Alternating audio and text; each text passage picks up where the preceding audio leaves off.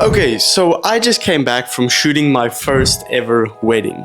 And to be honest, it can be nerve-wracking, not only the shooting but the editing parts as well.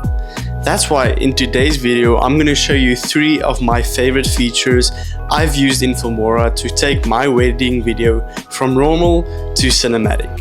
So let's get right into it. Okay, so the first feature I want to talk about, and literally all of the wedding filmmakers use this, is slowing down your footage.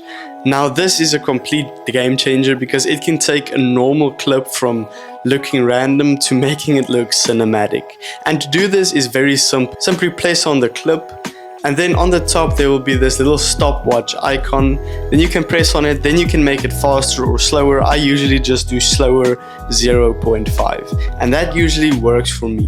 Now please note, this mostly only works when you shoot 120 frames per second, like I did my entire video, which is another tip.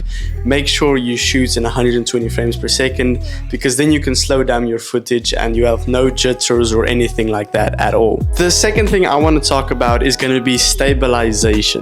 Now if you're like me and you don't have a gimbal, I shot my entire wedding handheld, which means some shaky footage, but luckily Filmora can fix that as well. Simply what you do is double press the clip, then you go to AI features, scroll down until you find stabilization. Now you can decide on how intense the stabilization should be, but medium usually works for me, because if you do it on strong, it's gonna crop in a lot and it's not gonna look that good.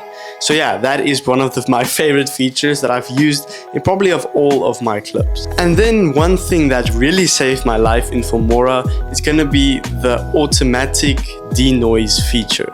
Now, if you're shooting a video, you're probably going to shoot in low light, or you're going to be indoors where there's not a lot of light, and your camera is going to get noisy. That's why exactly with the stabilization, double press your clip, go to AI features, scroll down, and then you find automatic denoise.